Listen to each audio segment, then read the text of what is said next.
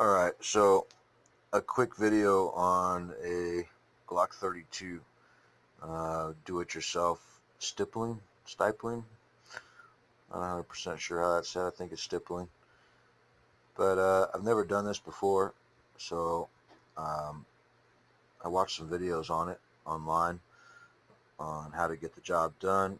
A few people that had some problems with thinning out the frame too much. So kind of got my ideas from that, other people's mistakes and fixes.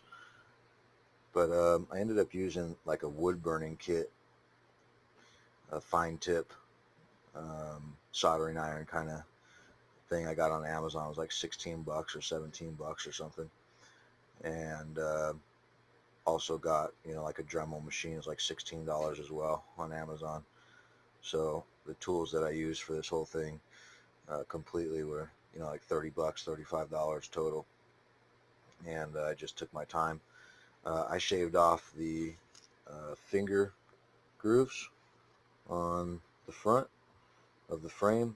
I didn't want those there anymore, so I kept those. I took those all the way down, nice and flat. I did run into a problem right there at the bottom of the magazine well. Those corners, I started to take that little lip off of there, and they got real thinned out in the corners, so I just rounded them off, and it actually gives me a spot to if a magazine gets stuck or something, to pull the magazine out forcefully. Works out. Actually looks all right. Took my time all the way up the sides, all the way forward, front of the trigger guard,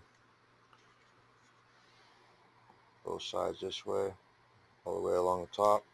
I left the back strap because one guy had a problem with this right here. He tried to shave all the nubs off of that back strap. This is a Gen 3, by the way. And it got so thin that he ended up having to fill this back portion with epoxy. And I didn't want to run into that problem, so I felt that there was enough, these things are in here deep, so I felt that there was enough there to not really worry about having to do the whole back strap. But I did do the web there on the back. This thing feels like sandpaper in the hand. I mean, it's not going anywhere. It feels a whole lot better than the original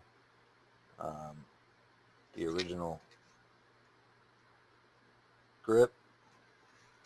Nice and firm grip. So anyways, threw in some stainless pins and nice flat face trigger on it. Yada yada, just kind of changed some things up a little bit, but I don't know, felt like I wanted to share the job that I did on it. I think I did a pretty good job for never doing it before, and I kind of wanted to let those people know that want to do it for the first time or something, that it's not that difficult. You just have to be take your time and be really careful with how far you press the end of the soldering iron, or whichever you choose to use, into the frame. You don't want to poke holes in it.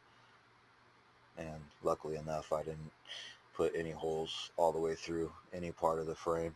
Just like that, like I said, I had that one spot on the front that thinned out, and I ended up just taking some of the material out. I wanted to do like the half moon or the cutouts right here on the sides, like kind of so that you can get your thumb and forefinger in there, or finger in there, to pull the mags out, if they get stuck, whatever, double feeds, blah, blah, blah. But I'm not Mr. Tactical, so anyway, I just kind of wanted to share a good job on a stippling job on a Glock. I think it was well worth the time and the 30 bucks for the tools to sit down and do it. Much better feel on the gun for me, and yada yada. So anyways, if you have any questions or anything like that, or like the video, or conversate about it, let me know. Send me a message. Alright, see you guys.